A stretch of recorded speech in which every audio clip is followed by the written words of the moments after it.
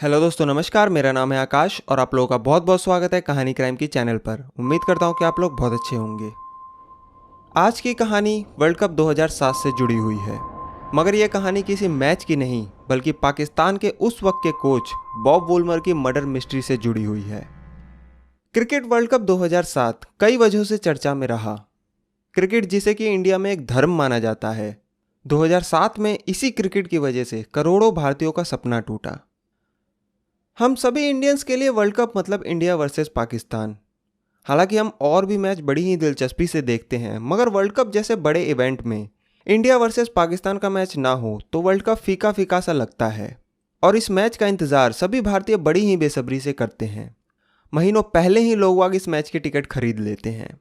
मगर 2007 के world cup में लोगों का ये सपना सपना ही रह गया, क्योंकि 2007 वर्ल्ड कप में भारत और पाकिस्तान दोनों ही टीम अपने पहले ही ग्रुप मैचों को हारकर वर्ल्ड कप से बाहर हो गए, जिसकी वजह से लोगों में काफ़ी मायूसी और गुस्सा भी था।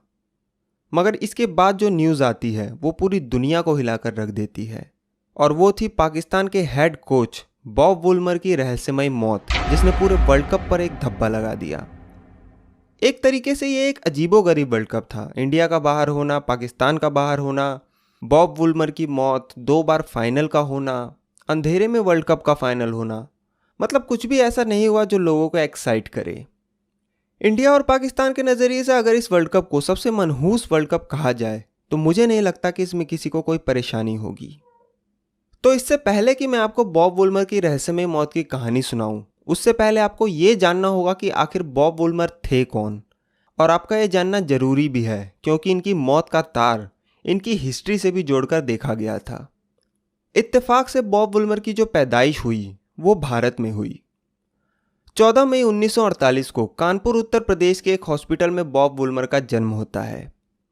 उनके पिता क्लेरेंस वुलमर भी एक क्रिकेटर थे, और अपने वक्त में वो रणजी ट्रॉफी में यूनाइटेड प्रोविंसेस की टीम, जिसे कि आज रणजी में उत्तर प्रदेश कहा जाता है, वो उस टीम के कप्तान भी रह चुके थे और क्रिकेट से उन्हें बहुत लगाव था। कहते हैं कि जब बॉब वुलमर का जन्म हुआ तो उनके पिता ने बॉब वुलमर के बगल में एक बैट और एक बॉल को रख दिया और कहा कि अब ये बैट और बॉल ही तुम्हारी जिंदगी है, और ऐसा हुआ भी।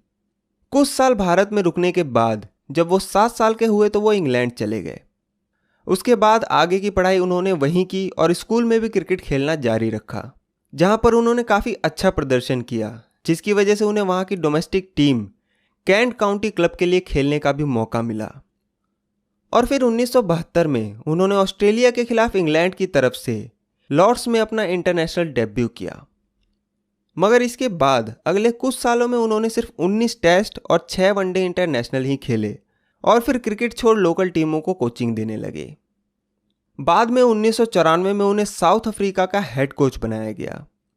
शुरुआत के कुछ मैचेस साउथ अफ्रीका हार गई, मगर इसके बाद उन्होंने साउथ अफ्रीका को एक ऐसी मजबूत टीम बनाया कि पूरी दुनिया में अब उनका नाम होने लगा।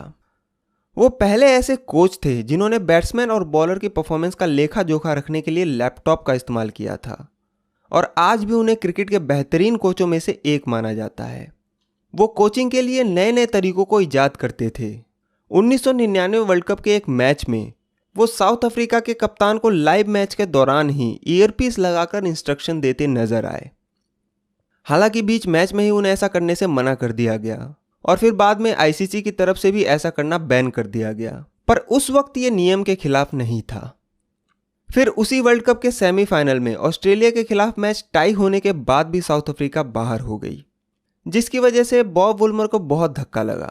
फिर उन्होंने साउथ अफ्रीका की कोचिंग छोड़ दी। इसके बाद उन्हें इंग्लैंड की तरफ से भी कोचिंग करने का मौका मिला, मगर उन्होंने इस ऑफर को ठुकरा दिया और आईसीसी को ज्वाइन कर लिया, और छोटे छोटे देश जैसे केन्या, आयरलैंड और जिम्बाब्वे जैसी टीमों को कोचिंग दी और टेक्निक सिखाई, ताकि वो देश भी क्रिकेट में आगे आ सके, जिसकी वजह से उन देशों की परफॉर्मेंस में काफ़ी सुधार भी आया। उसके बाद साल 2004 में बॉब वुलमर पाकिस्तान के हेड कोच बने, और 2004 से लेकर वर्ल्ड कप 2007 तक उन्होंने टीम के साथ कॉन्ट्रैक्ट साइन किया।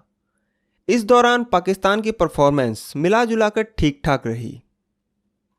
इसके बाद 2007 में वर्ल्ड कप शुरू होता है। पाकिस्तान अपना पहला ही मैच मेजबान वेस्टइंडीज से हार जाती है, और इधर भारत भी अपना पहला मैच बांग्लादेश से हार जाता है। जिसकी वजह से दोनों ही देशों की बहुत किरकिरी होती है, खासकर इंडिया की, क्योंकि वो एक छोटी टीम से हारी थी। अब वर्ल्ड कप में बने रहने के लिए दोनों ही देश, भारत और पाकिस्तान को अपने अगले दोनों मैच जीतने थे। मतलब बिल्कुल डू और डाई की नौबत आ गई थी। पाकिस्तान का अगला मैच शनिवार 17 मार्च 2007 को आयरलैंड से होना था। ये मैच किंगस्टन जमैका के सबीना पार्क स्टेडियम में होता है और इत्तेफाक से आयरलैंड एक बड़ा फेरबदल करते हुए ये मैच 3 विकेट से जीत जाती है। इसके साथ ही ये तय हो गया था कि अब पाकिस्तान वर्ल्ड कप से बाहर हो चुकी है। हालांकि इसके बाद भी पाकिस्तान को एक मैच जिम्बाब्वे के साथ खेलना था, मगर यह मैच सिर्फ एक फॉर्मेलिटी थी और इस मैच के बाद पाकिस्तान को वापस अपने घर जाना था। इस वर्ल्ड कप के बाद बॉब वुलमर का भी पाकिस्तान के साथ कोचिंग कॉन्ट्रैक्ट खत्म हो रहा था। आयरलैंड से मैच हारने के बाद पूरे पाकिस्तानी खेमे के चेहरे लटके हुए थे और मैच के बाद जब मीडिया से किसी ने बॉब वुलमर से उनके रिजाइन के बारे में पूछा तो उन्होंने कहा कि अभी फिलहाल मुझे नींद की ज़रूरत है। इसके बाद पाकिस्तानी टीम बस में बैठकर अपने होटल की तरफ रवाना हो जाती है। स्टेडियम से होटल का रास्ता लगभग 15 से 20 मिनट का था, पर पूरे सफ़र के दौरान कोई एक दूसरे से नहीं बोला। पूरे बस में खामोशी छाई हुई थी, सिर्फ बॉब वुलमर के खांसने की आवाज़ आ रही थी। थोड़ी देर बाद पूरी टीम होटल पहुंचती है। जिस होटल में पाकिस्तान की टीम को ठहराया गया था उस होटल का नाम था जमैका पेगासस और उस ग्रुप के बाकी देशों को भी इसी होटल में ठहराया गया था। पाकिस्तान के साथ साथ आयरलैंड की टीम भी होटल पेगासस पहुंचती है और वो बहुत खुश थे क्योंकि उन्होंने वर्ल्ड कप जैसे बड़े टूर्नामेंट में एक बड़ी टीम को हराया था। अच्छा, 17 मार्च को आयरलैंड में सेंट पैट्रिक्स डे मनाया जाता है, तो थोड़ी देर बाद ही आयरलैंड की पूरी team Saint Patrick's Day celebrate करने के लिए ओचो रियोस के लिए निकल जाती है। इधर वर्ल्ड कप में एक छोटी टीम से हारने और वर्ल्ड कप से बाहर होने के बाद पूरे पाकिस्तान में मायूसी और गुस्सा था। कई लोग पाकिस्तानी प्लेयर्स और कोच के घर के सामने प्रदर्शन कर रहे थे। उनकी तस्वीरें और पुतले भी जलाए जा रहे थे। इसकी वजह से पाकिस्तानी खेमे में काफ़ी प्रेशर था। होटल पहुंचने के बाद एक दो करके सभी पाकिस्तानी खिलाड़ी अपने रूम में जाने लगे। बॉब वुलमर अपने रूम में जाने से पहले इयान गोल्ड के साथ बार काउंटर पर जाते हैं और एक ड्रिंक लेते हैं। इयान गोल्ड बॉब वुलमर के पुराने साथी खिलाड़ी थे, लेकिन अब वो एक एम्पायर बन गए थे। इसके बाद वो शोएब मलिक के साथ लिफ्ट से ऊपर जाते हैं। जिस पेगासस होटल में पाकिस्तानी टीम ठहरी थी वो एक 17 मंजिला 5 स्टार होटल था और बॉब वुलमर का कमरा 12th फ्लोर पर रूम नंबर 374 था। थोड़ी देर बाद 12th फ्लोर आता है और बॉब वुलमर लिफ्ट से निकलकर लगभग 7:30 बजे अपने कमरा नंबर 374 में पहुंचते हैं। उनका कमरा उस फ्लोर पर बिल्कुल लास्ट में था और वो एक स्वीट था। उसके आधे घंटे बाद लगभग 8 बजे के आसपास वो रूम सर्विस पर खाने का ऑर्डर देते हैं और एक लजानिया, एक एप्पल पाई और साथ में आइसक्रीम भी मंगाते हैं। उसके बाद ये था कि खाने पीने के बाद अब वो जल्दी ही सो जाएंगे, जैसा कि उन्होंने अपनी प्रेस कॉन्फ्रेंस में कहा था। मगर उसके बाद भी वो काफ़ी देर तक नहीं सोते और रात को 3:12 पर वो अपनी पत्नी गिल वुलमर को एक मेल करते हैं और ये आखिरी चीज़ थी जो उन्होंने उस रात की थी। अगली सुबह 18 मार्च को संडे था और पूरी पाकिस्तानी टीम ब्रेकफास्ट टेबल पर बैठी थी और अपने कोच बॉब वुलमर का वेट कर रही थी, मगर वो नहीं आते। बॉब वुलमर का डेली रूटीन था कि वो रोज़ सुबह उठकर पहले स्विमिंग करते थे और फिर उसके बाद ब्रेकफास्ट। मगर 18 मार्च 2007 की सुबह ना तो वो स्विमिंग करने आते हैं और ना ही ब्रेकफास्ट।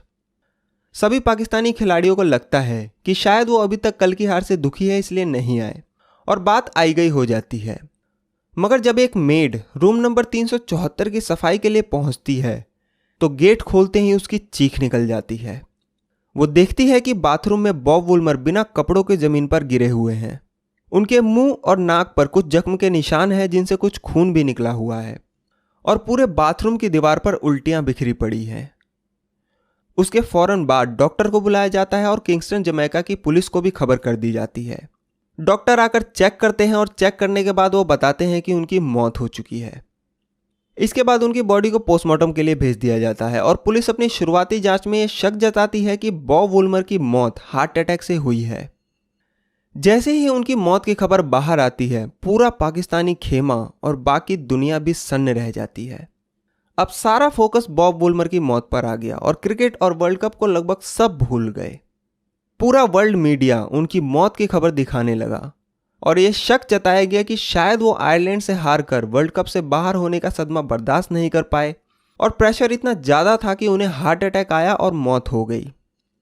इधर जब यह खबर भारत के उस वक्त के कोच ग्रेग चैपल को दी गई तो उनके भी पसीने छूट गए, क्योंकि अपना पहला मैच हारने के बाद उनके ऊपर भी काफ़ी प्रेशर था।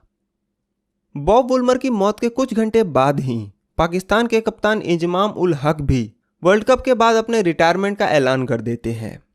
इन सब खबरों के बाद नौबत तो ये आ गई थी कि कहीं ये वर्ल्ड कप कैंसिल ना हो जाए।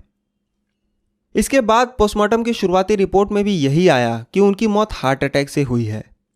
कहते हैं कि जब से बॉब वुल्मर ने पाकिस्तानी कोच का पद संभाला तभी से कोई ना कोई कंट्रोवर्सी इनके साथ जुड़ी रही, जिनमें कि अगस्त 2006 में इंग्लैंड के खिलाफ ओवल टेस्ट में चौथे दिन अंपायर ने पाकिस्तान के ऊपर बॉल टेम्परिंग का इल्ज़ाम लगाया, जिसके बाद पाकिस्तान ने वो टेस्ट खेलने से मना कर दिया और फिर इस मैच में इंग्लैंड को विनर घोषित कर दिया गया। ये खबर भी उस वक्त हेडलाइन बनी थी। हालांकि बॉब वुल्मर ने कभी नहीं माना कि उनकी टीम ने बॉल टेम्परिंग की है। उन्होंने बाकायदा सभी पाकिस्तानी प्लेयर्स से एक एक करके कसम भी खिलवाई थी और उनका मानना था कि क्योंकि सभी पाकिस्तानी प्लेयर्स अपने मजहब को सबसे ज़्यादा मानते हैं तो कोई भी झूठी कसम नहीं खा सकता। फिर उसके कुछ महीनों बाद ही अक्टूबर 2006 में शोएब अख्तर और मोहम्मद आसिफ को ड्रग्स लेने की वजह से बैन का सामना करना पड़ा, जिसकी वजह से काफ़ी पहले से ही बॉब वुल्मर के ऊपर काफ़ी प्रेशर रहा और फिर वर्ल्ड कप में बाहर होने का प्रेशर वो झेल नहीं पाए और उनकी मौत हो गई। हालांकि कुछ लोगों का ये भी कहना था कि ये सुसाइड भी हो सकता है। खैर, इन सब खबरों के बाद भी पाकिस्तान को अपना अगला मैच जिम्बाब्वे से खेलना था, मगर इंजमाम उल हक ये मैच खेलने से मना कर देते हैं। फिर आईसीसी की तरफ से उन्हें मनाया जाता है और बॉब वुल्मर की मौत के 3 दिन बाद बुधवार 21 मार्च 2007 को पाकिस्तान अपना आखिरी मैच जिम्बाब्वे से खेलती है और मैच से पहले बॉब वुल्मर की याद में 2 मिनट का शोक जताया जाता है। पाकिस्तान ये मैच 93 रन से जीत जाती है और इस जीत को बॉब वुल्मर को डेडिकेट करती है और अब उनको वापस अपने घर पाकिस्तान जाना था। उसके बाद एंट्री होती है मार्क शील्ड की। मार्क शील्ड स्कॉटलैंड यार्ड के एक होनहार और काबिल अफसर थे, जिसकी वजह से उन्हें जमैका का डिप्टी कमिश्नर बनाया गया था ताकि किंगस्टन जमैका में क्राइम रेट कम हो सके, क्योंकि किंगस्टन जमैका उन गिने चुने देशों में से है जहां सबसे ज़्यादा मर्डर केस होते हैं। अब बॉब वुल्मर का केस उन्हें सौंप दिया जाता है और वो आते ही एक तहलका मचाते हैं। पाकिस्तान वर्सेस जिम्बाब्वे के मैच के अगले ही दिन बुधवार 22 मार्च 2007 को वो एक प्रेस कॉन्फ्रेंस में बताते हैं कि ये मौत संदेहजनक है और इसमें कई फाउल प्ले है। वो बताते हैं कि पोस्टमार्टम में बॉब वुल्मर की गले की एक हड्डी, जिसे कि हाइयोइड बोन कहते हैं, वो टूटी हुई पाई गई है और उनकी मौत दम घुटने से हुई है। इसलिए अब वो इस केस की जांच मर्डर के तौर पर करेंगे। अब जैसे ही ये खबर आई कि बॉब वुल्मर की मौत हार्ट अटैक से नहीं हुई बल्कि उनका मर्डर हुआ है, तो सारे एंगल चेंज हो गए और अलग अलग थ्योरीज आने लगी। एक थ्योरी ये आई कि उनका मर्डर किंगस्टन जमैका के ही लोकल गैंगस्टर ने किया है, क्योंकि वहाँ पे क्राइम रेट बहुत ज़्यादा है। कहते हैं कि किंगस्टन में इतना क्राइम होता है कि आप दिन में भी अकेले पैदल सड़क पर नहीं चल सकते। इसके बाद कई क्रिमिनल्स को उठाकर पूछताछ भी की गई, मगर कुछ हाथ नहीं लगा। फिर बाद में इस थ्योरी को रूल आउट कर दिया गया और कहा गया कि अगर ये मर्डर किंगस्टन के लोकल गैंगस्टर ने किया होता तो वो किसी बंदूक या गन का इस्तेमाल करते, ऐसे गला घोटकर नहीं मारते, और फिर कोई मोटिव भी सामने नहीं आया। एक थ्योरी ये आई कि पाकिस्तान के वर्ल्ड कप से बाहर होने के बाद पाकिस्तानी फैंस बहुत गुस्से में थे और किसी पाकिस्तानी फैन ने गुस्से में आकर बॉब वुल्मर का मर्डर कर दिया, और इसमें एक से ज़्यादा लोग भी शामिल हो सकते थे, क्योंकि बॉब वुल्मर एक लंबे चौड़े इंसान थे, तो उन पे काबू पाना किसी एक आदमी के बस की बात नहीं थी। या फिर किसी ने पहले उन्हें बेहोश किया और फिर उन्हीं के तौलिए से उनका गला दबाकर उनकी हत्या कर दी। एक ये भी आया कि शायद उन्हें जहर दिया गया हो। ये इन्वेस्टिगेशन चली रही थी कि शनिवार 24 मार्च 2007 की शाम लगभग 7:30 बजे मार्क शील्ड एक इमरजेंसी प्रेस कॉन्फ्रेंस बुलाते हैं, और ठीक उसी वक्त वहां से लगभग 30 मील की दूरी पर पाकिस्तानी टीम वापस अपने घर जाने के लिए मोंटेगो बे एयरपोर्ट पर पहुंच चुकी थी और वहां से उन्हें वापस पाकिस्तान जाना था वाया लंदन। इधर प्रेस कॉन्फ्रेंस में मार्क शील्ड ये शक जताते हैं कि बॉब वुल्मर का हत्यारा पाकिस्तानी खेमे में से भी कोई हो सकता है। हालांकि वो किसी का नाम नहीं लेते। उधर पाकिस्तान के सारे प्लेयर्स लगभग बोर्ड कर चुके थे और कुछ ही देर में प्लेन टेक ऑफ करने वाला था। मगर प्लेन टेक ऑफ करे उससे ठीक पहले पाकिस्तानी टीम के कप्तान इंजमाम उल हक, असिस्टेंट कोच मुश्ताक अहमद और टीम मैनेजर तलत अली को पूछताछ के लिए रोक लिया गया। हालांकि बाद में उसी रात तीनों को पूछताछ के बाद वापस पाकिस्तान रवाना कर दिया गया। मगर उस वक्त यह केस इतना हाइप बन चुका था कि मीडिया हर वक्त बस इसी केस और इससे जुड़े लोगों का पीछा कर रही थी। और जैसे ही पाकिस्तानी टीम को एयरपोर्ट पर रोकने की बात मीडिया में आई तो सारा फोकस अब पाकिस्तानी टीम के ऊपर आ गया। और इतिहास में पहली बार ऐसा हुआ था कि किसी कोच की मौत की गाज पूरी टीम पर गिरी थी। अब शक और सवाल उठने लगे और इससे जुड़ी कुछ खबरें बाहर आने लगी। पहला कि बॉब वुल्मर और इंजमाम उल हक के बीच एक चीज को लेकर हमेशा बहस होती थी और वो थी बॉब वुल्मर का किसी भी भगवान को नहीं मानना। इंजमाम हमेशा बॉब से कहते कि तुम कोच तो बहुत अच्छे हो मगर तुम्हारा कोई भगवान नहीं है और ये अच्छी बात नहीं है। पर बॉब हमेशा कहते कि मैं जैसा हूं अच्छा हूं, मेरा काम तुम्हें बस क्रिकेट सिखाना है जो कि मैं कर रहा हूं। बॉब वुल्मर कई बार यह शिकायत भी करते कि पाकिस्तानी टीम खेलती कम है और दुआ और नमाज ज़्यादा पढ़ती है। दूसरा कि जिस दिन पाकिस्तान का मैच आयरलैंड से होना था उससे एक दिन पहले 16 मार्च 2007 की शाम को होटल पेगासस में एक प्री मैच कॉकटेल पार्टी थी और उस पार्टी में मीडिया भी थी। शाम को लगभग 6 बजे के आसपास जब आयरिश पत्रकार बॉब वुल्मर के पास पहुंचे तो वो उनसे बात करते करते अचानक गुस्से में आ गए और पाकिस्तान के 2 पूर्व खिलाड़ी इमरान खान और जावेद मियादाद के ऊपर उनका करियर बर्बाद करने का इल्जाम लगाने लगे। इस घटना को भी उनकी मौत से जोड़कर देखा गया। तीसरा ये भी पता चला कि बॉब वुल्मर की मौत की खबर जैसे ही पाकिस्तानी टीम को पता चली तो उसके लगभग 6 खिलाड़ी बॉब वुल्मर के रूम नंबर 374 में पहुंच गए थे जहां उनकी डेड बॉडी थी। यहां यह जानना जरूरी है कि किसी भी केस की सही से इन्वेस्टिगेशन हो उसके लिए सबसे जरूरी होता है क्राइम सीन, और क्राइम सीन को जितना जल्दी हो सके सील कर देना चाहिए ताकि एविडेंस खराब ना हो। मगर मौत के तुरंत बाद पाकिस्तानी खिलाड़ियों के वहां जाने की वजह से भी पाकिस्तानी टीम घेरे में आ गई, मगर कोई भी पुख्ता सबूत ना मिलने की वजह से बाद में पाकिस्तानी टीम को क्लीन चिट दे दी गई। पेगासस होटल के 12th फ्लोर की जो सीसीटीवी फुटेज थी वो भी साफ नहीं थी, तो बाकायदा उस फुटेज को क्लीन और एनलार्ज करने के लिए लंदन भेजा गया, मगर उस फुटेज से भी कोई फायदा नहीं हुआ। इसके बाद एक और सबसे इंपॉर्टेंट थ्योरी आती है और वो ये थी कि बॉब वुल्मर के मर्डर के पीछे और कोई नहीं बल्कि क्रिकेट माफिया था। ये बात अब किसी से छुपी नहीं है कि क्रिकेट की आड़ में मैच फिक्सिंग और सट्टे का कितना बड़ा बाजार चलता है। कहते हैं कि बॉब वुल्मर एक किताब लिखने वाले थे जिसमें वो कई सारे खुलासे करने वाले थे, और क्योंकि वो इन सब मैच फिक्सिंग वाली घटनाओं से गुजर चुके थे तो हो सकता था कि वो इसको लेकर कई खुलासे करते। पाकिस्तान के साथ अपने सफ़र को लेकर जैसे बॉल टेम्परिंग, ड्रग्स स्कैंडल का भी खुलासा हो सकता था। और जैसा कि मैंने आपको शुरू में बताया था कि वो साउथ अफ्रीका के भी कोच रह चुके थे और 1999 के वर्ल्ड कप के बाद उन्होंने साउथ अफ्रीका की कोचिंग छोड़ दी थी। मगर कोचिंग छोड़ने के अगले साल ही साल 2000 में साउथ अफ्रीका के कप्तान हैंसी क्रोनिया ने कन्फेस किया कि उन्होंने अपने करियर के दौरान कुछ मैच फिक्स किए थे जिसके लिए उन्होंने बुकी से मोटी रकम भी ली थी। उनके इस खुलासे के 2 साल बाद ही साल 2002 में एक रहस्यमय प्लेन क्रैश में उनकी मौत हो जाती है। तो शायद बॉब वुल्मर अपनी इस किताब में हैंसी क्रोनिया की मौत और मैच फिक्सिंग से भी पर्दा उठाने वाले थे। बॉब वुल्मर अपनी इस किताब को लिखने का काम वर्ल्ड कप 2007 के खत्म होने के बाद करने वाले थे, मगर इससे पहले ही उन्हें शांत कर दिया गया।